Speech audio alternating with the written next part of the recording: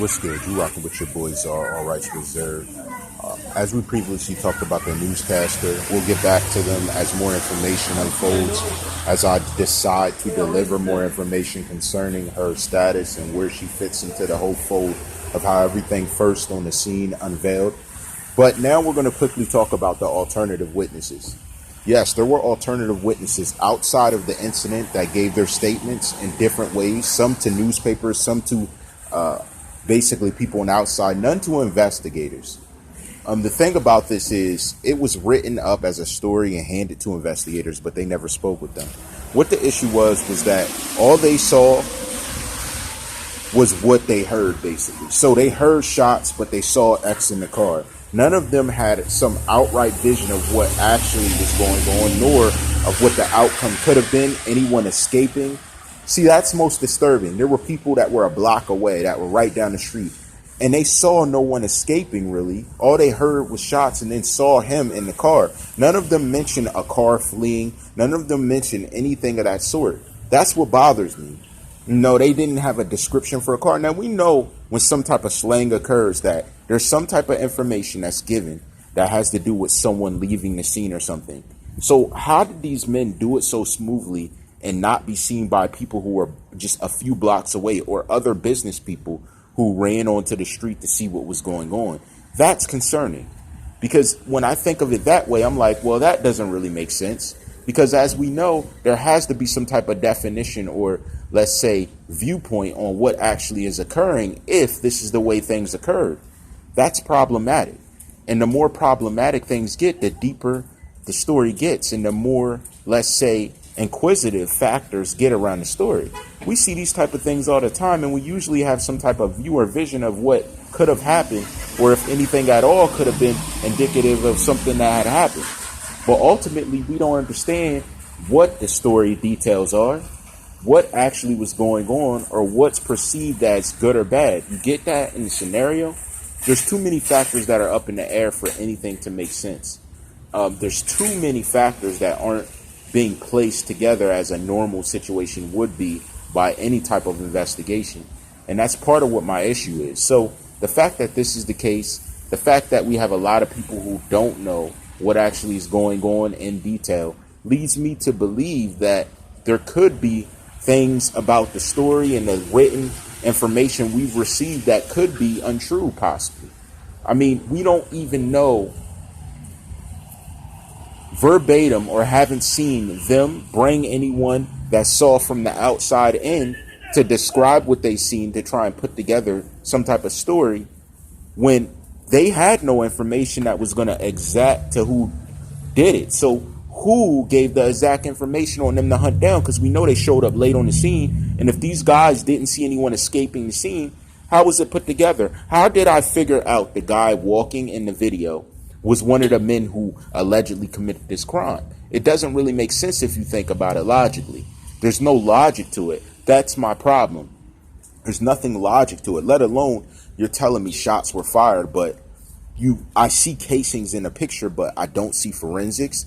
And then it ends up a fire truck brings them to the hospital. I don't get that part. That part really escapes me. Why would a fire truck be bringing him in if an ambulance was there to come?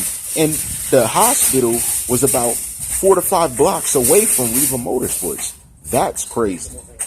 The more we think about stuff in a logical manner, the further it gets away from logic.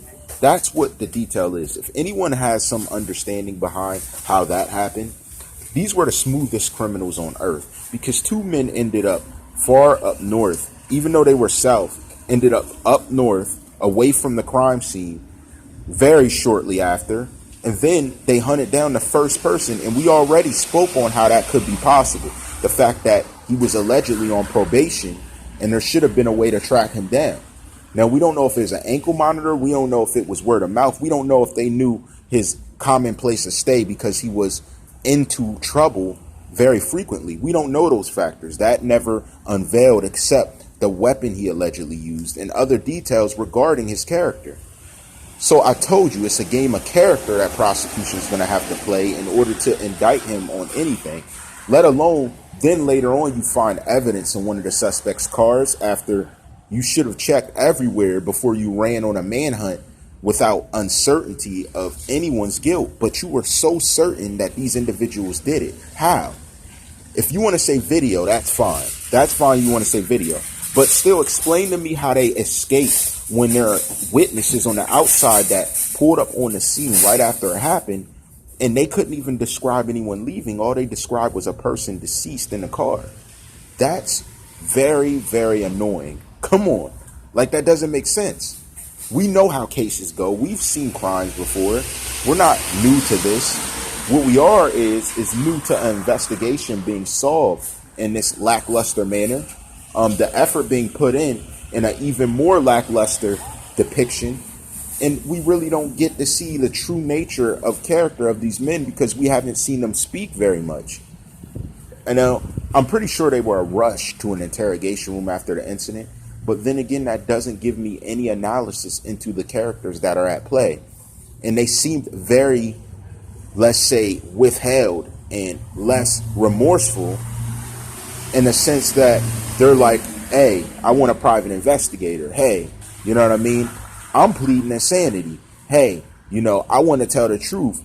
Then one lawyered up right away. It's not the actions that we see from the average criminal that steps up and basically says, yep, I did it for this purpose. There's a reason behind why I did things.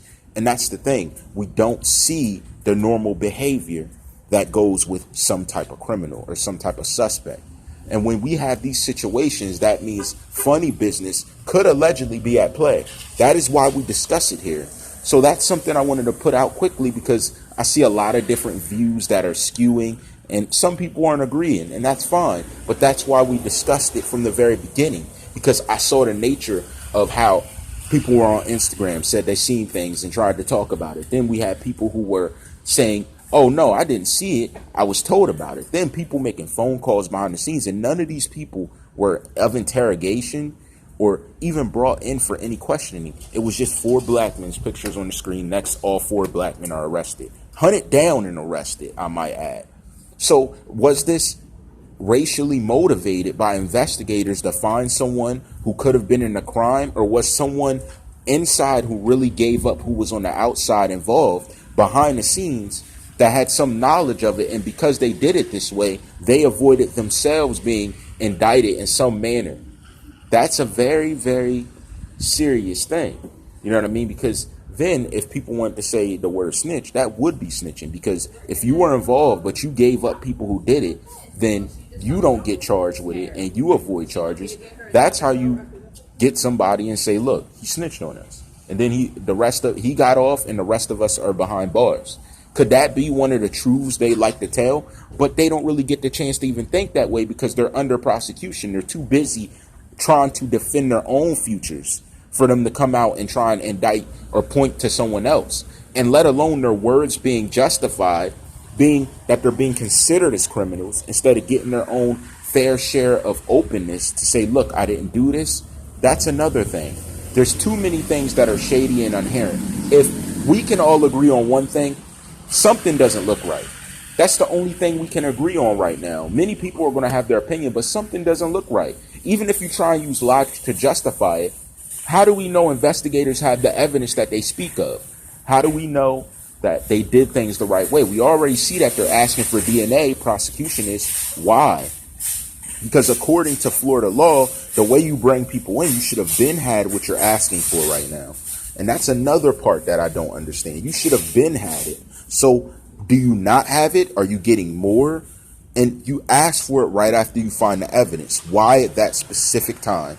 And why is the only thing you release to public is that you found evidence? Why? Why now? How come you didn't release, we found evidence to put for these 4 men? You just set out a warrant for them. Even if you want to say video found them in there, they could have just been walking on the photo and shopping and someone else came in and did it. And now that these are all 4 fall guys. Remember, I told you Diedrich was a fall guy. But when I looked at it more genuinely, I started to realize they all could be fall guys. And someone else could have been. Then we see someone persecuted on social media immediately because of certain posts he put up that I still have. And I get why people would think that. But then they run off and it's 4 totally different people. The masks were neoprene red, then they're neoprene black. Then randomly I find out that Riva sells neoprene black masks.